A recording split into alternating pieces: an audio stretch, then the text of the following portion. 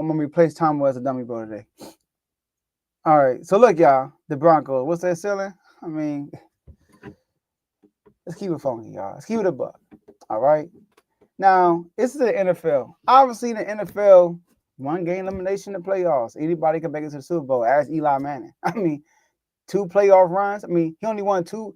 There's only been 2 years Eli Manning won a playoff game. In both of those years, he won a Super Bowl and beat Tom Brady in both of those years. So after that happened, obviously, it's the ceiling is anything can happen. But based off of what I think that they would do, if I had to pick a game, like, are they going to win this game? Are they going to win that game? What's their ceiling? I'm going to say a first round exit unless they capture that fifth seed and play Houston. Because I like them against Houston, the Houston Texans. If they play the Houston Texans in the first round, I do like the Broncos to win that game and get to the second round. But they have to get to the fifth seed. Right now, the Chargers are in the fifth seed. And the good thing about the Broncos, they play the Chargers down the stretch. The Chargers only got them by a half game, I think, right? Because the Broncos got they got the Broncos by half game because the Broncos play more games. They both have 8 wins. Broncos got 5 losses. Chargers got 4 losses. All right. So, but the Broncos are playing good. They won 8-3. They're 8-3 in the last 11 games. Defense third in points per game allowed right now. And all their wins, besides yesterday, they haven't allowed 20 points or more. All right.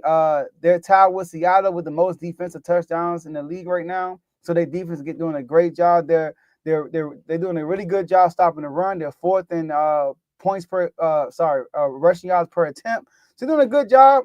You know, they really go on the road, which they might be in the playoffs, most likely because they're not winning the division. On the road, they are really good on third down. They're fourth in the league in third down percentage allowed. And Bo Nix is playing well. Like I said, rookie of the year candidate. They offers a top 10 TD red zone percentage. So they got a lot of good things going for them. It's just my only issue is, you know, they went against Baltimore and they got their doors blew out of them. You know, they lost to the Chargers already, and they like kind of the same thing people got about the Commanders. Oh, y'all ain't beat a good team. We can kind of say the same thing about them. They beat Atlanta, but look at Atlanta. The Atlanta win for them is like the Cardinals win for us. You know what I'm saying? They yeah, the Cardinals, they're playing well, but is that really a good team? Falcons, they are playing well, but is that really a good team? So that's how you feel about Bo Nix, because they got blown out by the Ravens. I mean, we talking about blown out. And they lost to the Chiefs on a block field goal, but the Chiefs, that's how they won it all year. They lost to Chargers. But I do think if they were to get that fifth seed, and which they could, because their schedule is looking pretty favorable. You know, they got the Colts, not favorable, I'm sorry. It's kind of tough. Colts, Chargers, Bengals, and Chiefs. Now, Dave, they can lose all these games, but they can also win all these games. It's because the Chiefs will be resting most likely if they continue to win, which I don't think that might happen either. But I'm going to say their ceiling is the first round exit. They will make the playoffs, but they meet the Texans. I would say second round exit. Yeah, that's kind of sort of what I was saying. Does my mic sound better now? Yes, it's perfect. All right. But yeah, that's kind of sort of what I was saying. I think it depends on the matchup that they can get to the second round. Um, if you look at how Bo Nix is playing, even with him not having a consistent number one receiver, even though we know he got Cortland Sutherland, he doesn't have anyone that you could say, yeah, that's his number one. You know, Cortland Sutherland is a solid player, but he's not a star wide receiver. Terry McLaurin. He's a solid player. That's all he is. Um, Mm-hmm. Bo Nix, you know, rookie of the year. A lot of people was clowning this pick because of how high he was picked. No one expected him to be that high. But Sean Payton got his guy, the guy that he wanted. And you saw him in the draft. He was excited to draft Bo Nix. He said he got the guy that he wanted. And if you look at how he coaches him, that's the guy he wanted. He coaches him like he wanted. If you look at how the situation changed from this year to last year, because he had Russell Wilson last year, and now he got a rookie under his belt right now, and Bo Nix. And he felt like he got his Drew Brees right now. If you look at how he felt about Drew Brees that was his favorite. That was his guy. And now he feel like he has that in Bo Nix.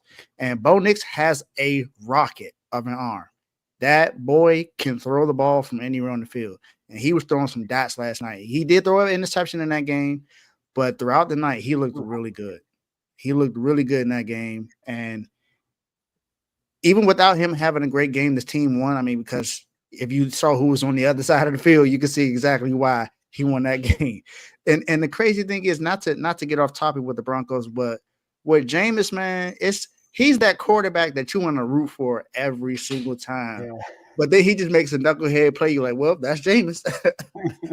You say, well, that's Jameis. And if you look on Twitter last night after that game, they said, well, that is the epitome of a Jameis Winston game. That's exactly what it was. Because he threw 4 touchdowns, but he also threw 2 to the other team and threw another pick at the end of the game. So it was like, all right, man, like you're giving them every opportunity to win. But this just Broncos deep is opportunistic, especially having someone like Patrick Surtain II back there. And even though Jerry Jeudy had a great game, he didn't have a great game on Patrick Surtain. He had a great game on everyone else, but not on PS2. So this team can be very good, and that also shows you why that other cornerback, I said Riley Moss, is out, and that shows you how important he is to this team. But being able to get the run game going a little bit, and even though they were outgained on the offensive side of the ball, because the Browns had over 500 yards of offense, they were just balling, and most of that was through the air because Jameis threw for almost 500 yards last night. He threw for 497, I believe. So he technically balled out, even though he gave the game away. But that was the most surprising Monday night game all year because I don't think anyone expected that to be a high scoring game. No.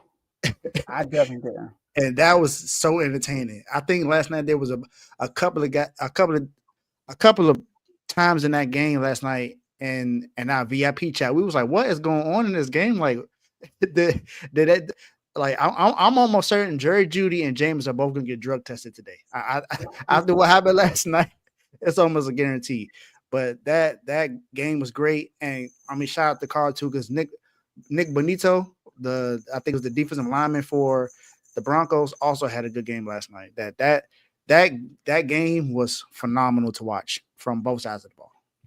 But I think the Broncos, the way that they play, depending on who they play, they can get to the second round. Like you said, if they play the Texans, I don't trust the Texans at all. I don't trust them at all. This is a team I was high on, but after what I've seen, I just don't trust them. Even with the game that they won this Sunday, it was very close to them losing that game, and you see why I chose the Jaguars to win that game. If Trevor Lawrence don't get hurt, then that game the outcome of the game might have been a little different. Well, Trevor Lawrence hit Brian Thomas Jr. on that wide open bomb. Dang. That too. But shout out to Carl. He actually predicted Bo Nix would go right to the Broncos. He predicted that in the draft. But I'm also going to get a shout out to Tyler. Tomo's guy that came on that represented the Broncos. He came on and said Bo Nix is going to finish at least second in the Rookie of the Year race. And I think he had them. Did he have to make the playoffs? I'm not sure. He did. I think he had to win. I think he had to win 11 games this year. Hey, they on track. They could definitely win 11 games. Now that schedule, like we showed, the Bengals, the Chargers, the Chiefs, and the fourth one was Bengals, Chargers, Chiefs, and the Colts. Now the Colts, they also trying to get in. They have a chance to still pass the Texans. So they just won against the Patriots off a game-winning touchdown. So, and these are going to be some 4 tough games. So we'll see. But moving along, we got to talk about